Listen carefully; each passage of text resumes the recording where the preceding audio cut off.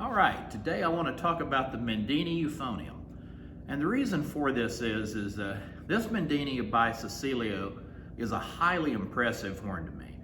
Now you might ask yourself the question, who is this crazy old man to judge a euphonium to begin with? Well, I played euphonium all the way through junior high, high school. I was in the all-state band. I was in the Army Band for 21 years. And now I play in the Lake Area Orchestra.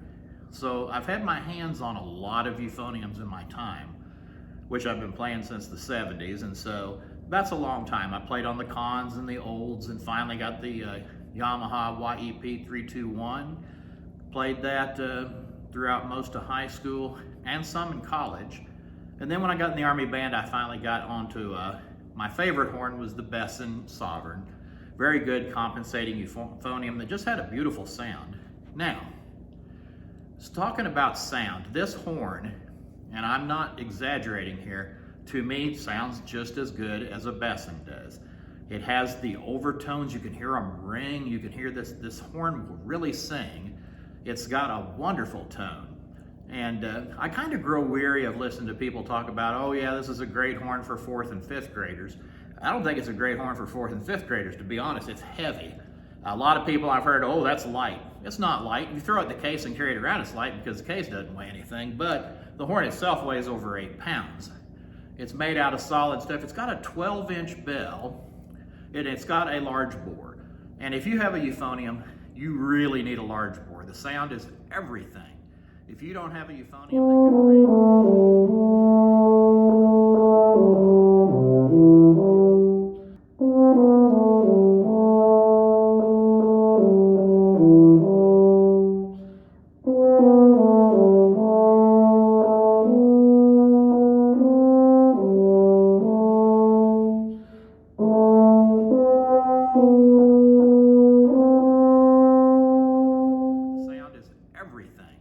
if you don't have a euphonium that can ring and really sound and resonate, you don't have anything. It's not really a euphonium at all.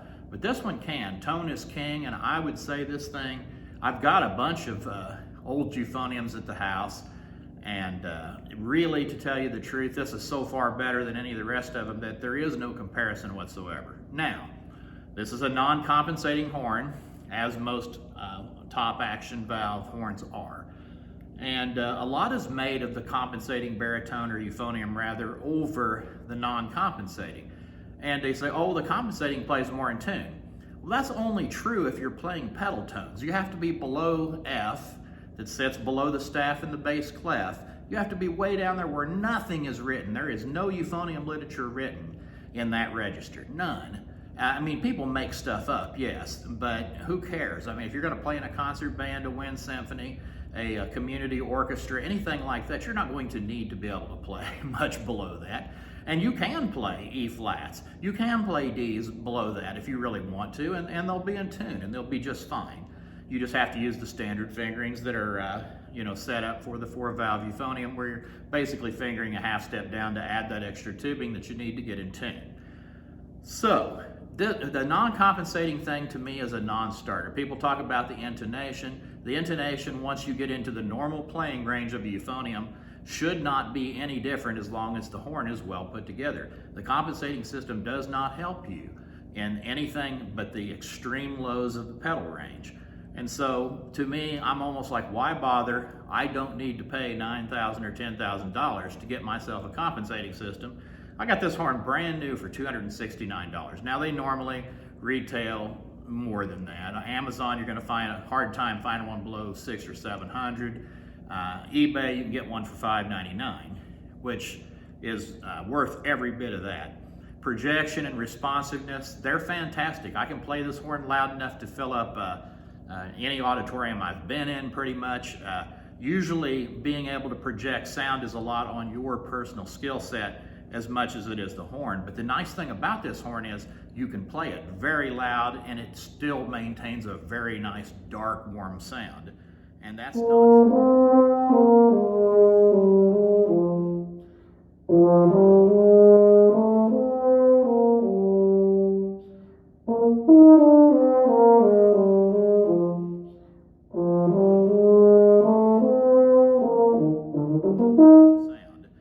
and that's not true of every euphonium. To me, the Yamahas, they get pretty blary and sound kind of trombone-y when you start playing super loud with them. And this doesn't happen with this horn. This exceeds any YEP 321 I've ever played on. That's a small bore horn. It cost you a small fortune to get it. And it's an okay horn. It's an okay step-up horn for people, and I used it partly in college, and I did just fine. But this is a better sounding horn. For the value of this horn is incredible. The valves are fantastic on this horn. They're super fast. They're like lightning.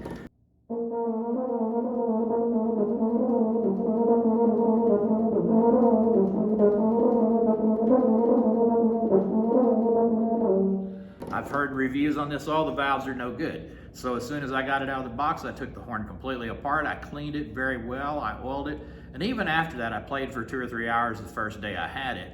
And I took the valves back out, and I found a little bit of residue that was on the inside of the horn, like some kind of blackness or something. So I cleaned stuff up good again, and it's gone now. And so that can be taken care of. And other than that, the thing is silky smooth. The low and the high registers, not stuffy at all. You can play them loud, you can play them clear.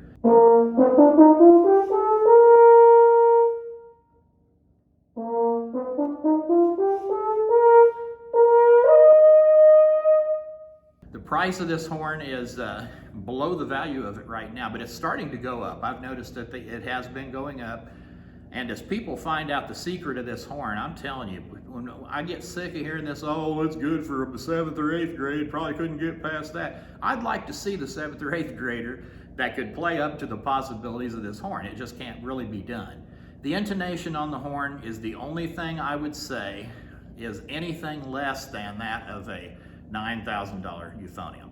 And even them have their issues. They still have their high E flats playing sharp and probably the C a little flat. And occasionally first and second valve will be a little bit wonky, and that's on pretty much every euphonium. That's just that's baked into the cake. And so it's true of this horn, probably a little more than it would be of a $10,000 horn, but it can be overcome by a decent euphonium player, or a good euphonium player, really. And and if you're not a good euphonium player, why are you spending $10,000 on a euphonium? You can get I wouldn't spend $3,000 on something, oh, well, this is a good compensating horn. Why is it $3,000 then? You could ask the same about this, but they're calling this a beginner horn, but it's really not. I wouldn't put a beginner on a large bore horn. It takes a lot of air, really, to be able to play this horn correctly. But you would get the characteristic euphonium sound. That would be the nice thing about a young person playing this, is they would find out what a euphonium sounds like real fast. So I don't work for Mendini or Cecelio, none of that. I live in the middle of the country. They do check all their horns at the factory in China, and then once again when they get to the Cecelio place over in California, they check them again. And you can tell they're bench tested, because when I got this thing, it was ready to go. And so yeah, I can't say enough good about the Mendini. It's not a Besson, it's not a Sterling. But it is a fine horn if you want to play in a community orchestra. I wouldn't be scared to go do my college work on this horn. I wouldn't have had any trouble at all. It doesn't have any restrictions like that. So that's what I have to say about the Mendini by Cecelio. I hope you guys have a great day, and I will talk to you in a while.